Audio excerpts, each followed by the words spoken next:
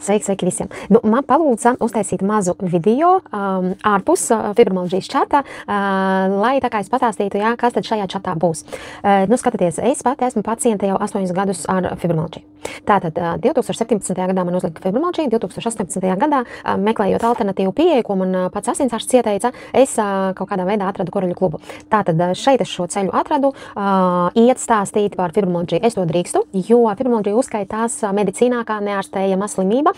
Līdz ar to, tad, kad mēs mainām šo dzīves stilu, mainām dzīvesveidu, uzņemam uzturbagātinātājus, jā, iesaistamies dažādos fibromalaģijas kursos un tā tālāk, jā, tad, kā saka, tā ir visa dzīve. Un tāpēc mēs brīvi aktīvi, piemēram, kā Anglijā tas pieņemts, tad mēs brīvi aktīvi, jā, par to mēs varam likt postus, mēs varam stāstīt. Tātad es varu rādīt un stāstīt par, kas man palīdz. Es uztaisīju tādu konkrētu nosaukumu, kas ir medicīniska, jā, tā ir fibromalaģija, jā, jo, kā savādāk, jā, ko tad tur slēpjas. Tātad, kam šis čats ir domāts? Šis nav nekāds projekts. Pilnīgi ne. Šeit var nākt jebkurš, es viņu uztaisīju atvērtu jebkuram. Tie, kas grib vienkārši sekot līdzi, lai, ja nu gadījumā jums būs fibromalaģijas pacienti, jeb, kas iekļaujās šajā visā sarakstā, jo tāpēc, ka pie fibromalaģijas iedarās ļoti daudz dažādas diagnozes. Multiplā skleroze, visi artrīta cilvēki, jā, iedošu sarakstiņu, jā.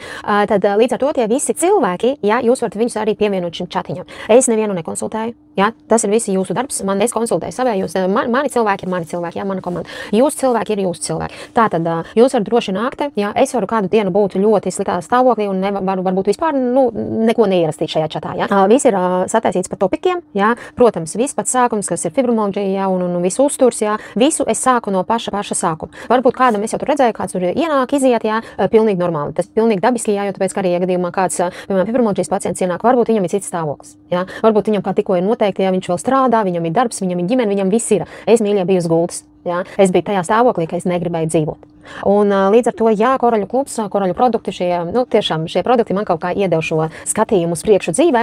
Un, protams, es arī mēģināju tur kaut ko tur krievu valodā, domāju, taisīšu, jā, par fibromalaģiju tādā garā. Krievu valoda man iet grūtāk, ļoti daudz man vajag sagatavoties, ļoti daudz strādāt, un man jau tā jau citreiz spēka nav, jā, tad līdz ar to es pati cīnos, pati strādāju, tad tāpēc man latviešu valodā tā tomēr ir mana valoda, un līdz ar to tā, jā, es varu dot.